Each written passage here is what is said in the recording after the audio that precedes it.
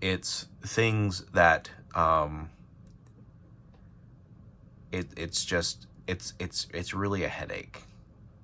Why spend $500 on a card that is out there, well graded, not only well graded into the tens of thousands, but there are tons of little Timmies and Jimmies who think that they're bankroll mafiaing it, like it's Bitcoin or something, like they got golden hands or diamond hands or whatever, but they're ultimately falling into the trap of putting the cart in front of the horse, and they can't even see it for themselves.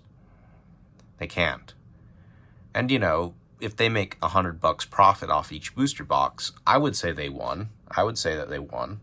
I'd say that that's the right idea. But I feel like that the market is so corrupted and so crooked that it's gonna that a lot of people are actually gonna lose money. And that's what people don't want to hear, is that they might actually fucking lose their shit. They might spend $500, and 10 years down the road, the card that they spend $500 on is only going to be worth $300. They spend $2,000 on a card, and the card that they buy is only going to be worth $1,000 10 years down the road. And the reason for that is, like I said, the psychology of the buyer. Where they can get the product, how they can get it for cheap, so that they can obtain some level of success, And if everything's out there and readily available, it's going to drive down the prices. And lots of people are falling into the trap of putting the cart in front of the horse with this inorganic, too high population reports, too many people grading, too many people holding booster boxes. It's stupid. Don't spend your money. Don't spend that $500 because, you could spend $500 on a lot of things. Why would you want to spend money on this shit, especially in the market? And that's why I'm just really, like I said, I think more negative about the Pokemon market than I do positive right now. And those are my reasons why.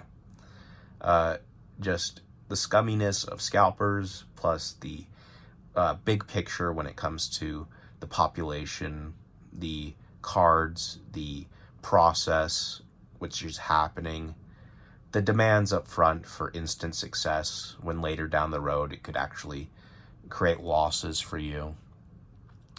It just looks like a big fucking issue. And it looks like people who have older product should hold on to their older product. Because when the dust settles, and it settles again, and it's going to resettle and settle a couple more times, ultimately low population is going to matter the most of highly desired Pokemon cards, Pokemon in general, Charizards, Mewtwo's, Rayquazas, Pikachu's, Mewtwo's. I don't know if I already said Mewtwo. Those are the time-tested cards that in Pokemon that people really like.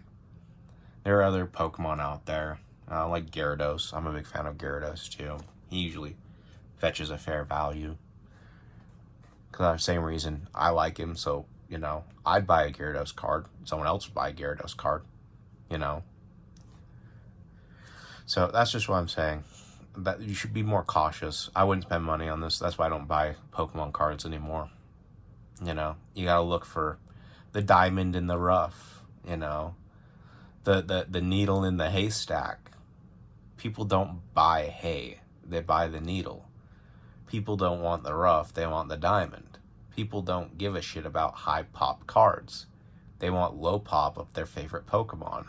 That makes it rare, makes it unusual, it makes it unique. It gives people flair, it gives people clout, it makes people feel special about themselves. I like that game.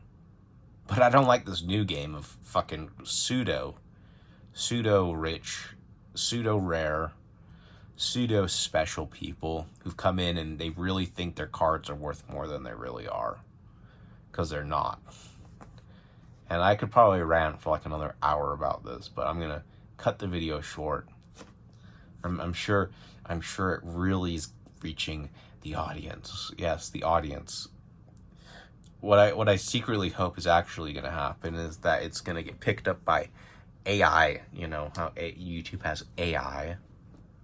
It can artificially detect what you're saying and it gets put into a giant database algorithm where it is a supercomputer that has to determine the fate of humanity and what's going on, and everyone is going infinite profits, infinite profits. So the AI thinks like, you know, the fucking that Pokemon cards just generate infinite profits. It's a fucking computer. They don't it thinks it knows what Pokemon cards are, but it doesn't really. It just knows. It just gathers information. But what if I'm that one guy that's just like, you should question this shit. You should question this shit. And the reason why you don't question the shit is because people feed the AI so much that it's going to create infinite profits, so that when you Google it, you're going to see, oh, the AI says that it's going to create infinite profits. And, you know, it creates a very toxic circle and a toxic rhythm of people just thinking that's going to be worth shit, and it's not really going to be worth shit, because that really doesn't equate to reality. That's not how it works, you know? People just don't like it. Just, what if that's the real reason why I'm doing these videos, is because it's not because of the viewership. It's not because of that. It's because I hope that YouTube's AI picks up my voice and picks up my knowledge and questions reality and questions decision making. I'm fucking with not only humans, I'm fucking with the computers now. I'm like Neo in the Matrix. Bye, bitch.